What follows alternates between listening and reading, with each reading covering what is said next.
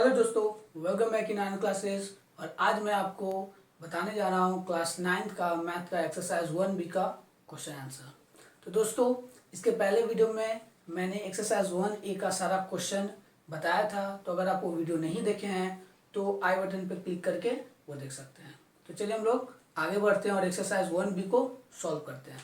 तो दोस्तों, आज का क्वेश्चन है हमारा सबसे पहला नंबर में कि निम्नलिखित में कौन सी संख्या अपरिमेय है।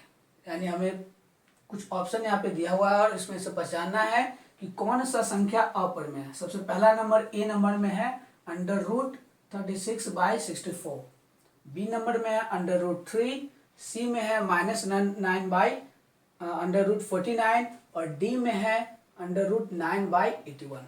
अब हमको इसमें से पता करना है कि अपरिमेय संख्या है क्या। तो पहले आंसर लिखने से पहले हम लोग जान लेते हैं कि अपरिमेय संख्या होता क्या है। तो सबसे पहला पॉइंट में इसमें है कि अपरिमेय संख्या को हम लोग P/Q के रूप में, जहां Q बराबर नहीं 0 के रूप में नहीं लिखा जा सकता। यानी अपरिमेय संख्या वैसा संख्या होता है जिसे हम P/Q के रूप में नहीं लिख सकते हैं, जहां Q बराबर नॉट 0 होना चाहिए, यानी कि Q नीचे में 0 नहीं होना चाहिए। ठीक है। दूसरा इसका है कि कोई भी संख्या, यानी कि अगर रूट में अगर ए का मतलब यहाँ पे कोई भी संख्या हो सकता है, तो रूट ए एक अपरिमेय संख्या होगी यदि ए ग्रेटर देन 0 और ए एक पूर्ण वर्ग परिमेय संख्या ना हो। कहने का मतलब कि रूट में अगर कोई नंबर है तो वह अपरिमेय संख्या हो सकता है यदि वह 0 से बड़ा हो, यानी 1 से लेकर अनंत तक कोई भी नंबर हो, और साथ ही वह पूर्ण वर्ग परिमेय संख्या ना हो। पूर्ण वर्ग परिमेय संख्या कहने का मतलब होता है, आप लोग क्लास 8 में पढ़े होंगे कि जैसे √4 का वैल्यू 2 होता है, √16 का वैल्यू 4 होता है। ठीक है। तो इस प्रकार से, यानी कि वो पूर्ण वर्ग नहीं होना, यानी उसका रूट निकलना नहीं चाहिए, तब वह अपरिमेय संख्या होगा। अब हमें यहाँ पे जांच करना पड़ेगा कि कौन कौन सा नंबर का जो है पूर्ण वर्ग आ रहा है और किसका नहीं आ रहा। अब जैसे आप यहाँ देख सकते हैं √36/64 है। तो अगर इसको हम लोग सॉल्व करें तो जो 36 है वो आपका 6 का है और जो 64 है वो 8 का है। तो ये तो रूट से बाहर आ गया, इसीलिए ये अपरिमेय नहीं होगा। ठीक है। उसी प्रकार अगर हम इसको देखें तो -9 तो ऑलरेडी रूट के बाहर है, ये 49 है, ये 7 का आपका वर्गमूल होता है, तो ये भी रूट के बाहर आ गया, यानी ये भी परिमेय संख्या है। उसके अलावा अगर हम इसको लेते हैं तो 9 का 3 होता है और 81 का 9, ये भी बढ़ गया, यानी बच गया आपका √3। तो √3 का वर्गमूल नहीं होता है, इसीलिए इसका आंसर बी हो जाएगा। ठीक है। अब हम लोग क्वेश्चन नंबर 2 की ओर बढ़ते हैं। ठीक है। तो अब ठीक है, अब हम लोग क्वेश्चन नंबर 2 की ओर बढ़ते हैं। तो हमारा दूसरा क्वेश्चन है, नीचे कई समीकरण और कई समुच्चय है, प्रत्येक समीकरण का ठीक एक समुच्चय साथ जोड़ा लगाए ताकि समीकरण का हल उस समुच्चय में पाया जा सके। यानी नीचे में समीकरण दिया हुआ है और फिर उसका समुच्चय दिया। समुच्चय कहने का मतलब सिंपल आप समझ सकते हैं, संख्या का परिवार, प्राकृत संख्या का परिवार हो, पूर्णांक का परिवार हो, या परिमेय संख्या का परिवार हो, या अपरिमेय का हो। ठीक है। तो बस उसको आपको मिलाना है। तो उसके लिए आपको सबसे पहले यहाँ पे समीकरण को आपको सॉल्व करना पड़ेगा, उसके बाद ही आप इसको मिला सकते हैं। ठीक है। तो हम लोग चलिए समीकरण को सॉल्व करते हैं और मिलाने का कोशिश करते हैं। तो सबसे पहला क्वेश्चन है 3x - 9 = 2। ठीक है। तो इसको जब हम लोग सॉल्व करेंगे तो आप देख सकते हैं ये 2 है, ये माइनस में 9 है, उधर जाएगा तो प्लस में 9 हो जाएगा, इधर बच जाएगा 3x। तो x बराबर हो जाएगा 9 और 2 ऐड होगा तो हमारा आ जाएगा 11 और y हो जाएगा 3। तो ये 11/3 है, क्योंकि ये बटा के रूप में है तो इसीलिए ये परिमेय संख्या हुआ। तो हमारा 1 का जो होगा वो आंसर हो जाएगा आपका C। ठीक है, परिमेय संख्या का समुच्चय। उसके बाद दूसरा नंबर में हमारा x² - 1 = 1। तो जब इसको सॉल्व करेंगे तो इधर बराबर के इधर 1 है, माइनस में 1 उधर जाएगा तो प्लस में 1 हो जाएगा, इधर बच गया हमारा x²। ये दोनों ऐड होगा तो 2 हो जाएगा, ये हो गया हमारा x²। जब इसको सॉल्व करेंगे हम लोग तो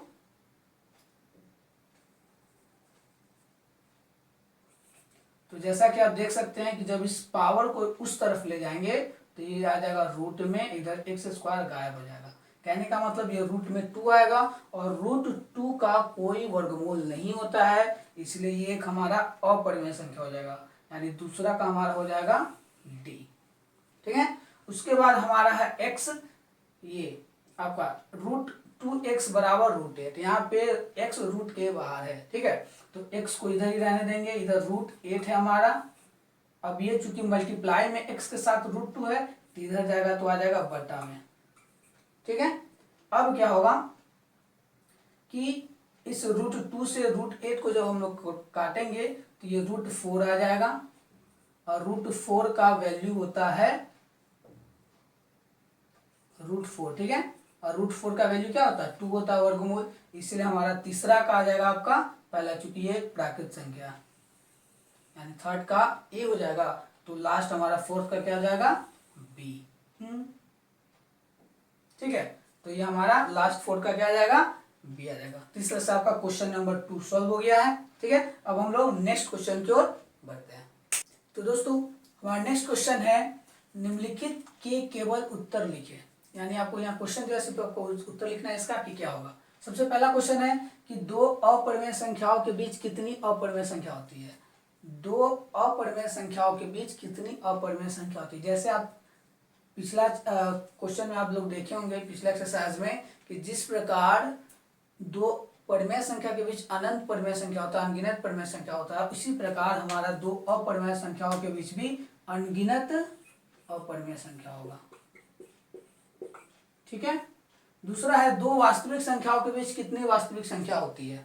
ठीक है, तो दो वास्तविक संख्याओं के बीच कितनी वास्तविक संख्या होती है, इसका आंसर भी हमारा अनगिनत होगा, क्योंकि दो वास्तविक संख्या के बीच अनगिनत वास्तविक संख्या होता है।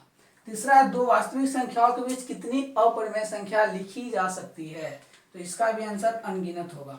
दो वास्तविक संख्या के बीच अनगिनत वास्तविक संख्या लिखी जा सकती है। ठीक है, उसके बाद हमारा नेक्स्ट क्वेश्चन है परिमेय संख्याओं के समुच्चय और अपरिमेय संख्याओं के समुच्चय में कितनी संख्याएं उभयनिष्ठ होती है, यानी उभयनिष्ठ है। तो इसका जवाब हमारा हो जाएगा एक भी नहीं, एक भी नहीं।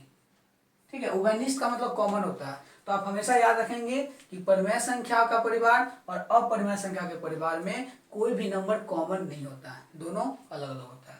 उसके बाद है परिमेय संख्याओं के समुच्चय और अपरिमेय संख्याओं के समुच्चय के सम्मिलन को कौन सा समुच्चय कहा जाता है, यानी कि जब परिमेय संख्या और अपरिमेय संख्या के परिवार को आपस में मिला देते हैं तो कौन सा परिवार बनता है, तब इसका आंसर हो जाएगा वास्तविक संख्या। वास्तविक संख्या। ठीक है, तो इसको हम लोग वास्तविक संख्या का परिवार कहते हैं। और लास्ट क्वेश्चन है क्या प्रत्येक अपरिमेय संख्या के संगत रेखा पर एक बिंदु होता है, तो इसका जवाब होगा हाँ।